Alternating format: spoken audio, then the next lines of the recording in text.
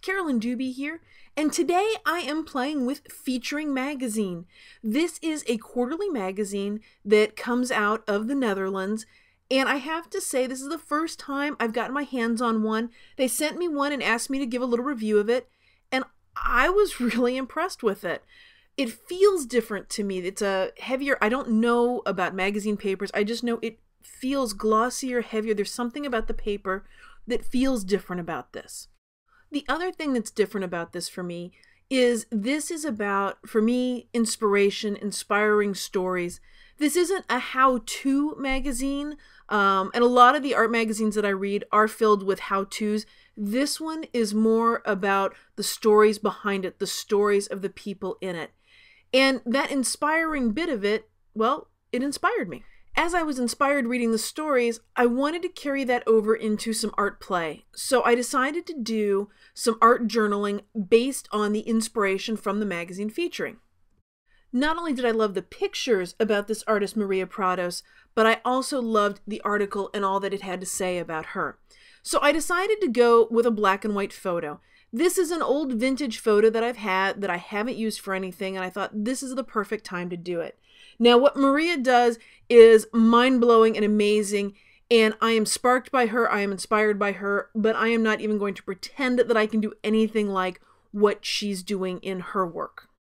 I'm gathering my supplies here together. I've got some India inks by P.H. Martin, and one of the things I really like about this is a photo I've gotten off of eBay or somewhere that I've had for a long time and haven't used. So not only has this magazine inspired me, but it's inspired me enough to use some of the supplies that I've been hoarding or treating as precious. This is an older photo. I'm going to be adding water to it, so I'm going to tape it down so curling isn't too big of an issue with it. I did use repositionable artist tape there, and now I'm ready to put some color on this.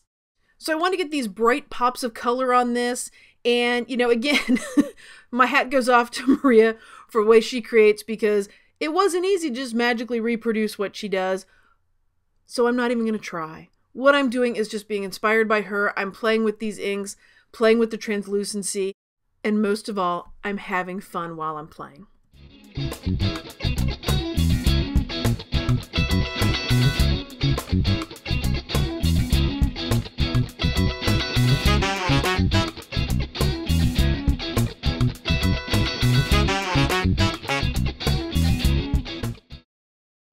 Julie Ellman's Fear project really inspired me for the journaling that I want to add to this, because for me, when I art journal, I want to include my words, my thoughts, my feelings in some way.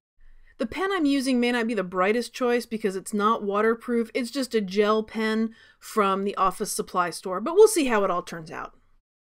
Laura West's art really speaks to me, the color, but also the way she talks about creative energy in the article really inspired me and sparked me, so I wanted to capture some of this in what I was doing.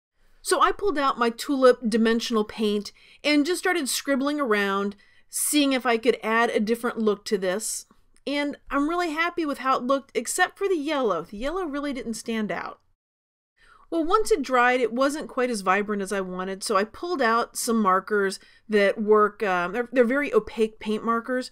So as I pulled these out and added more to it, it kind of took over me, and I started adding more and more and more, and then some more. Miranda Robb's art journal page with the snow really inspired me. Now, granted, you wouldn't expect snow on the river in this photo, but I decided I wanted to add some touches of snow to this.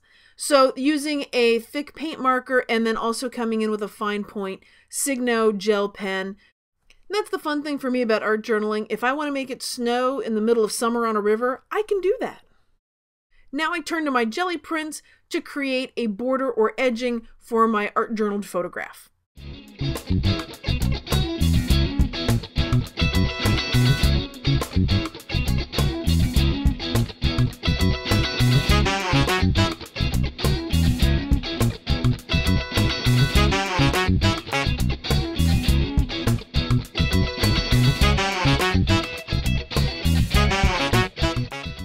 Decided I wanted to add even more to this, so I grabbed Seth Apter's number stencil and added some big numbers on there. Liked how they work kind of going through the grass and over my journaling there.